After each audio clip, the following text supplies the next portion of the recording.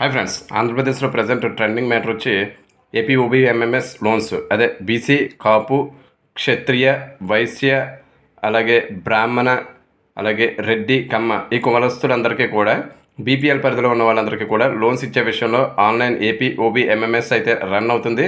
అయితే న్యాచురల్గా దీనికి డెడ్ లైన్ మొన్న సాటర్డే తోటి క్లోజ్. అయితే దీన్ని మరొక 2 days ఎక్స్టెండ్ చేస్తూ, అంటే అప్ టు 25th వరకు కూడా ఎక్స్టెండ్ చేస్తూ అప్లై చేసుకోవచ్చు అని చెప్పి సోషల్ మీడియాలో అయితే కథనాలు వచ్చినాయి. దాని ప్రకారం దానికి సంబంధించిన సర్క్యులర్స్ అయితే రిలీజ్ అయినాయి. అవి సోషల్ మీడియాలో ట్రెండ్ అయినాయి.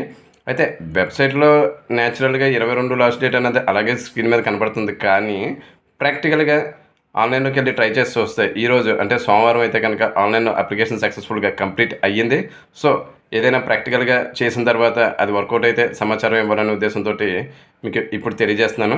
కాబట్టి ఎవరైనా కనుక ఇంకా అప్లై చేసుకోకపోతే కనుక అప్లై చేసుకోండి. అలాగే అప్లై చేసుకునేటప్పుడు కొంతమంది అడుగుతున్నారు, ఇప్పుడు మా పేరు మీద క్యాస్ట్ సర్టిఫికేట్ లేదు, మా పిల్లల పేరు మీద ఉంది, మా ఫ్యామిలీ మెంబర్స్లో ఎవరో ఒకరి పేరు మీద ఉంది, అప్లై చేసేయచ్చా అంటున్నారు.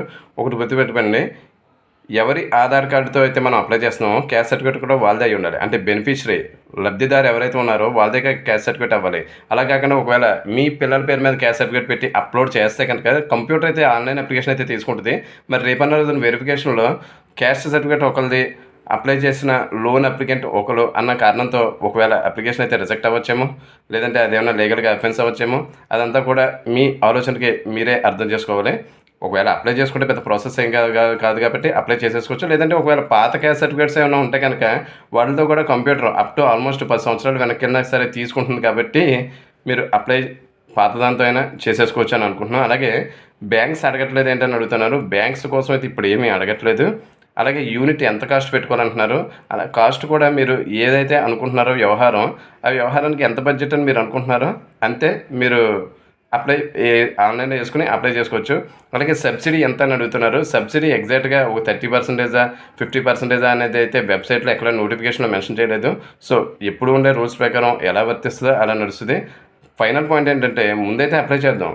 లోన్ వచ్చినప్పుడు దాని ప్రాసెస్లోకి వెళ్ళినప్పుడు అప్పుడు కదా విషయం. ముందుగా మనకు క్లారిటీ ఉండాల్సింది మన కంటెంట్, మన యొక్క రేషన్ కార్డు, క్యాస్ట్ సర్టిఫికేటు, ఒకవేళ చదువుకుని ఉంటే ఎడ్యుకేషన్ తాలూకా సర్టిఫికేటు, ఆధార్ కార్డు, మీరు అనుకునే వ్యవహారం టాపిక్ ఏదైతే ఉందో దానికి సంబంధించిన పేరు, అలాగే మీరు ఎంత అమౌంట్ అనుకుంటున్నారో ఆ అమౌంట్, ఈ విషయాలతో ఈ వెబ్సైట్లోకి వెళ్ళి అప్లై చేసేస్తే సరిపోద్ది కదా. ఇలాంటి అప్డేటెడ్ అండ్ లేటెస్ట్ అప్డేట్స్ ఎప్పటికప్పుడు మీకు రావాలంటే మాత్రం మన ఛానల్కి అయితే సబ్స్క్రైబ్ చేయండి. మీ వంతుగా మాకు ఇచ్చే ఎంకరేజ్మెంట్ అదే అనుకుంటాము. అలాగే లైక్ చేయండి, షేర్ చేయండి. ఈ ప్రాసెస్ అంతా మన నేచర్ కంప్యూటర్స్ దగ్గర అయితే అవుతుంది. మీకుగా మీరు కూడా చేసుకోవచ్చు. Thank you.